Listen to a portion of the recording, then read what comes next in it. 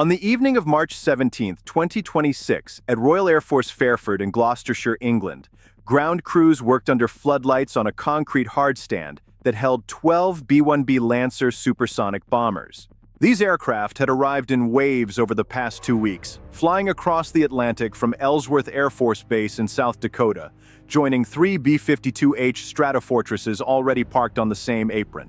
15 American heavy bombers on British soil, the largest concentration of U.S. strategic bombers in Europe since the Cold War. Tonight, 3 of those B-1Bs had a specific mission, not deep inside Iran this time, not against ballistic missile factories or nuclear facilities buried in the mountains near Tehran. Tonight's targets were on the Iranian coastline itself, hardened underground facilities carved into the rocky hills overlooking the Strait of Hormuz. Inside those facilities, anti-ship cruise missiles, mobile launchers, radar relay equipment, and the fire control systems that had been guiding missile attacks against commercial tankers. These were the weapons choking the world's most important energy artery. And tonight, the United States Air Force was going to bury them under their own rock. The weapon selected for the mission was the GBU-72 Advanced 5K Penetrator, a 5,000-pound precision-guided bunker-buster bomb making its combat debut in Operation Epic Fury.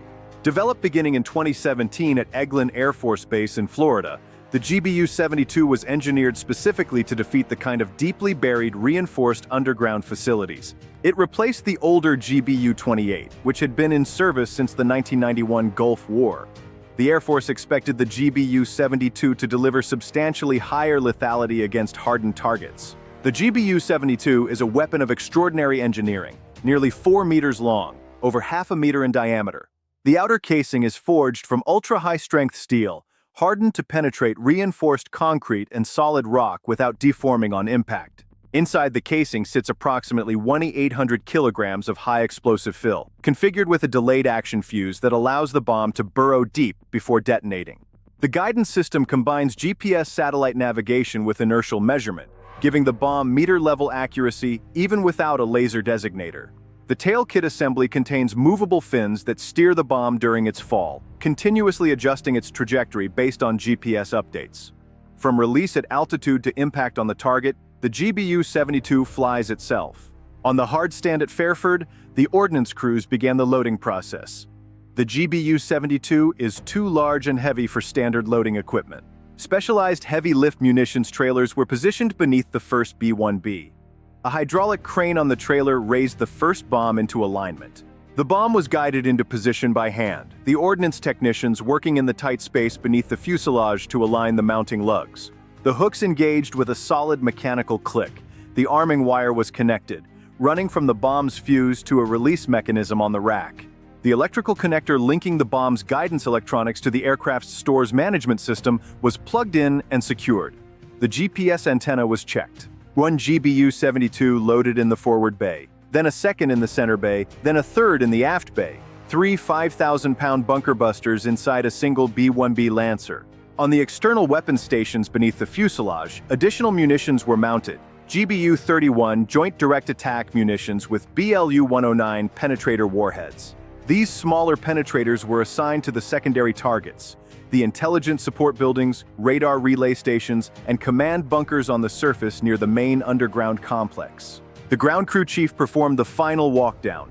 He moved beneath the aircraft from nose to tail, checking every pylon, every shackle, every arming wire, every electrical connection. Total ordnance across the 3-ship formation: 9 5,000-pound bunker busters and 24 2,000-pound penetrators. Over 93,000 pounds of precision-guided destruction. Inside the mission planning facility at Fairford, the 3 bomber crews reviewed the operation one final time. Each B-1B carries a crew of 4. The aircraft commander in the left seat, the co-pilot in the right, and 2 weapons systems officers in the lower compartment. Tonight's mission would require all 12 crew members to perform flawlessly. Tonight's mission would last approximately 14 hours, covering over 6,000 miles round trip from England to the Iranian coast and back. The route required 3 aerial refueling contacts, the first over the Mediterranean from a KC-135 Stratotanker orbiting south of Crete, the second over northern Saudi Arabia from a KC-46 Pegasus, the third in the Gulf of Oman on the return leg, again from a KC-135. Each refueling would transfer approximately 100,000 pounds of fuel to top off the B-1B's tanks. Without these refueling contacts, the aircraft could not complete the round trip with a full weapons load. The B-1B's AN/ALQ-161A electronic countermeasures suite was programmed with the latest threat library capable of detecting, identifying, and jamming known Iranian radar and missile guidance frequencies. The aircraft's terrain-following radar would be used during the low-altitude approach to the target, allowing the bombers to fly below enemy radar coverage automatically. 3 separate underground facilities had been identified by intelligence along a 12-kilometer stretch of Iranian coastline overlooking the strait.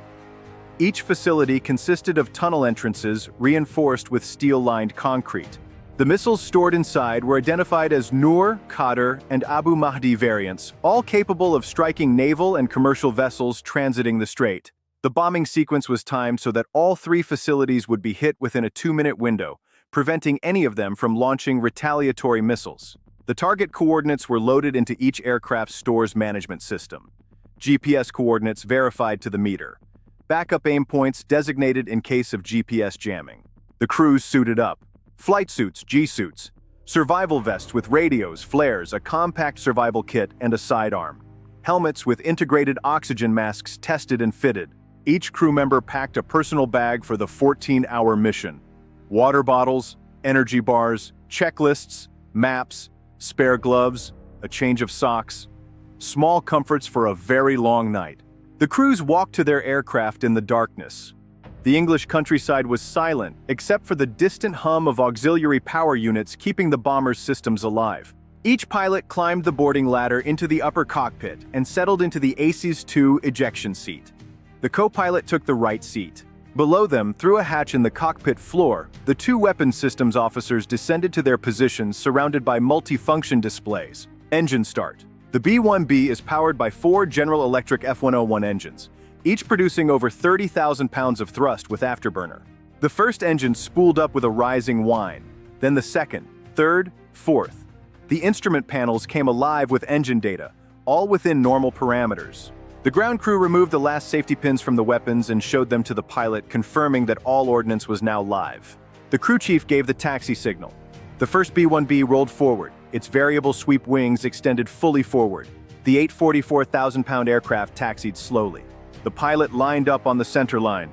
Tower cleared the flight, throttles forward. The 4 engines surged to full military power. The Lancer accelerated down the runway, slowly at first, then faster as lift generated. The nose wheel lifted, then the main gear. The bomber climbed into the night. 30 seconds later, the second B-1B rolled, then the third. The 3-ship formation joined up over the channel and turned south. The transit took hours. Over France, over the Mediterranean. The first refueling contact south of Crete went smoothly. Fuel transferred, tanks topped off. Over Saudi Arabia, the second refueling, then the turn east toward the Gulf of Oman. As the formation descended, the electronic environment changed. The defensive systems officers detected intermittent search radar emissions from the Iranian coast. The ALQ-161A suites activated automatically. No fire control radar was detected. The formation descended to low altitude for the final approach. The aircraft dropped to 500 feet above the water, skimming across the Gulf of Oman at 600 miles per hour. The weapons systems officers began the target acquisition sequence. The synthetic aperture radar painted a high-resolution picture of the coastline ahead, all exactly where intelligence said they would be. Aircraft 1 designated its 3 underground aim points. The weapons bays opened. 3 GBU-72s hung in the slipstream, their guidance fins making micro-corrections. The weapons systems officer confirmed the release solution. Master arm on, weapons armed, all parameters green, release. The first GBU-72 fell away from the forward bay. 5,000 pounds dropped into the darkness. The guidance fins adjusted, steering the bomb toward the first tunnel complex. 25 seconds to impact. The second GBU-72 released from the center bay. The third dropped from the aft bay, targeted at the deepest assessed section. Simultaneously, the GBU-31s released from the external stations. 8 2,000-pound penetrators falling toward the surface targets, the radar relay stations, and command bunkers. Aircraft 2 and Aircraft 3 executed their attacks within the same 2-minute window. 6 more GBU-72s falling toward 2 more facilities. 33 weapons in total. The first impacts came at the southern facility. The GBU-72's hardened steel casing struck the rocky hillside at terminal velocity. It punched through the rock like a drill bit through wood. It penetrated 6 meters before the delayed fuse triggered. The detonation occurred inside the first chamber. Reinforced concrete walls shattered. Steel support beams buckled. The anti-ship cruise missiles stored inside detonated in a chain reaction as the blast wave ignited their solid rocket propellant. A fireball erupted from the tunnel entrance. 8 seconds later, the second GBU-72 struck 40 meters east. The chamber collapsed entirely, burying mobile missile launchers under hundreds of tons of rubble. The third penetrator reached the deepest section, the command and control center. The radar operators tracking shipping for weeks were erased in an instant. On the surface, the GBU-31s completed the destruction. The radar relay station took a direct hit. The command bunker, reinforced and half-buried, received 2 penetrators through its roof. Within 2 minutes, all 3 coastal facilities were destroyed. 9 GBU-72s, 24 GBU-31s, 3 complexes permanently eliminated. The bombers climbed back to altitude, swept their wings back, and accelerated to supersonic speed as they aggressed across the Gulf of Oman. Smoke rose behind them. The third refueling over the Gulf of Oman. Then the long transit home, north across Saudi Arabia, over the Mediterranean, over France, landing at Fairford 14 hours later. The crews climbed out into the cold English morning air. Debrief, battle damage assessment, mission complete. Operations Epic Fury had entered a new phase. Admiral Brad Cooper confirmed the results. We dropped multiple 5,000-pound bombs. We not only took out the facility, but also destroyed intelligence support sites.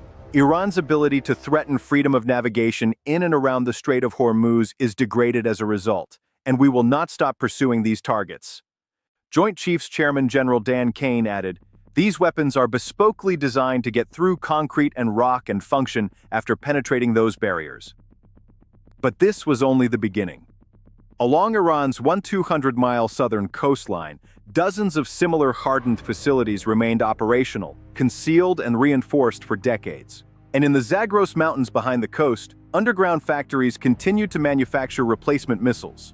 This network was designed to withstand American air attack. The B-1B Lancers would fly again, and again, their ordnance replenished by a continuous airlift of weapons from the United States. A sustained campaign was underway. Since the start of Operation Epic Fury, the U.S. military had flown over 8,000 combat sorties, struck 8,000 targets, and destroyed 130 Iranian naval vessels. Iran's navy sat on the bottom of the Persian Gulf. Its air defense network was shattered, but the Strait of Hormuz remained contested due to the underground missile network. The bombs fell, the bunkers collapsed, but Iran's coastline is long. In a war against an enemy that builds underground, the only way to win is to go deeper. The GBU-72 can penetrate 6 meters of concrete, but Iran keeps building deeper. Can bunker busters alone close the gap? Or will the US eventually need Marines on the ground? Drop your answer in the comments. Let us know if you think air power is enough or if a ground clearing operation is inevitable. Subscribe and hit the notification bell. The B-1B Lancers are flying from Fairford every night.